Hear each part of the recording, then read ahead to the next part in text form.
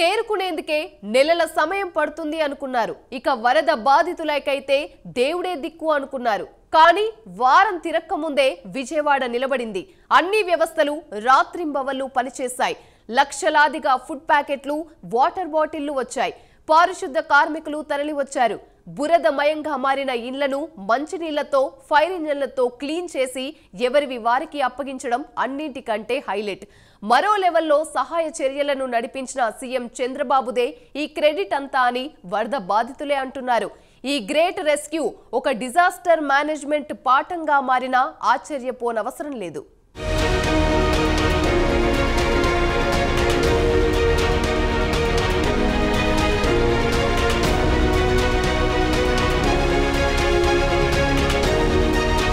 బుడమేరు బుసకొట్టింది. చూస్తుండగానే అందరినీ ముంచేసిన వారం తిరక్క ముందే విజయవాడ కోలుకుందంటే అందుకు చంద్రబాబు అనుభవం, ముందు చూపు చాలా పనిచేశాయి.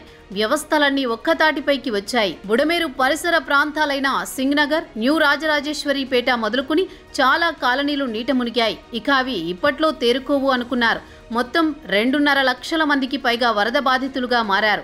వీరిని ఓవర్ నైట్ కాపాడడం కష్టమే. మొదట 1-2 రోజులు కష్టమే అయింది. అందరికీ ఫుడ్, వాటర్ సప్లై జరగలేదు. కానీ ఆ తర్వాత పరిస్థితిని మార్చేశారు సీఎం చంద్రబాబు.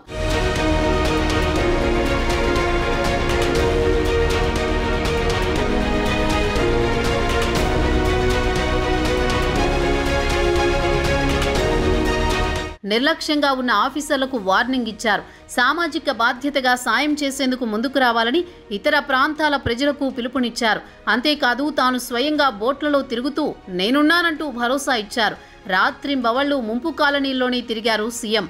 ఒకవైపు సీఎం వరద నీటిలో ఉంటే మిగతా ఆఫీసర్లు, సిబ్బంది అంతా జనానికి అందుబాటులోనే ఉన్నారు. హుద్హుద్ తుఫాన్ టైంలో రికార్డు సమయంలో విశాఖకు పూర్వవైభవం తీసుకొచ్చారు చంద్రబాబు.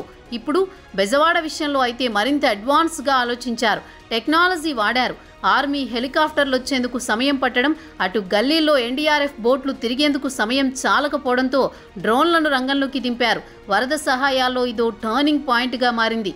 బాధితులకు వేగంగా ఆహారం అందించడంలో కీలక పాత్ర పోషించాయి ఈ డ్రోన్లు.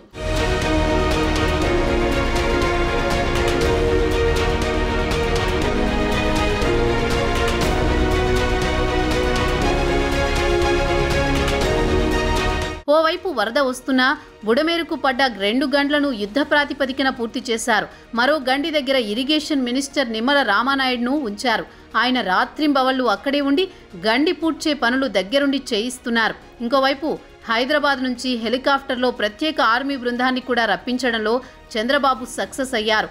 ఇంకోవైపు వరదలో 3 బోట్లు ప్రకాశం బ్యారేజ్ గేట్ల దగ్గరికి కొట్టుకురావడంతో కొంత డ్యామేజ్ జరిగింది. దీంతో గేట్లు బిగించడంలో నిపుణుడైన కన్నయ్య నాయుడిని ఆఘమేఘాలపై రప్పించారు. దెబ్బతిన్న బీమ్ పనులను పూర్తి చేయించారు.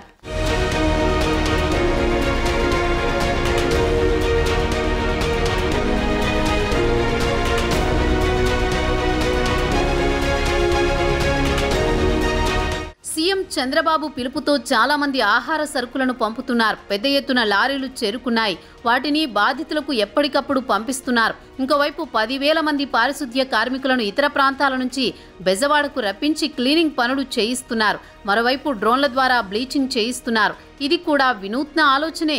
ఎందుకంటే మాన్యువల్గా చేస్తే చాలా టైం పడుతుంది. ఆలోగా అంటువ్యాధులు ముసురుకుంటాయి. అయితే డ్రోన్లతో పిచికారీ చేయడం ద్వారా చాలా సమయం కలిసి వచ్చింది. ప్రజా ఆరోగ్యానికి చాలా ప్లస్ అయింది.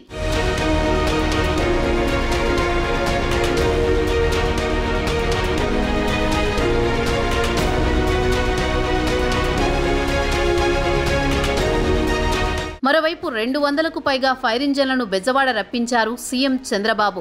రోడ్లపై క్యూలో ఉన్న ఈ ఫైర్ ఇంజన్లను చూసి చాలా మంది ఎందుకో ఇవి అనుకున్నారు. కానీ సింగ్నగర్ సహా వరద ప్రభావిత ప్రాంతాల్లో బురదను క్లీన్ చేయడమే కాదు, ఇండ్లలో తిష్టవేసిన బురదను మంచినీటితో క్లీన్ చేయించి ఎవరి ఇల్లు వారికి అప్పగిస్తున్నారు. సహాయ చర్యల్లో ఇది మరో లెవెల్ అంటున్నారు. ఇంతవరకు రోడ్లు మాత్రమే క్లీన్ చేసిన సందర్భాలున్నాయి. కానీ ఇండ్లు క్లీన్ చేయించి ఇవ్వడం ఇదే తొలిసారి. అక్కడితో మ్యాటర్ ఆగలేదు. వరద బాధితులు తమ బంధువుల ఇళ్లకు వెళ్లాలనుకున్న వారి కోసం 179 ఆర్టీసీ బస్సులు ఉచితంగా ఏర్పాటు చేయించారు.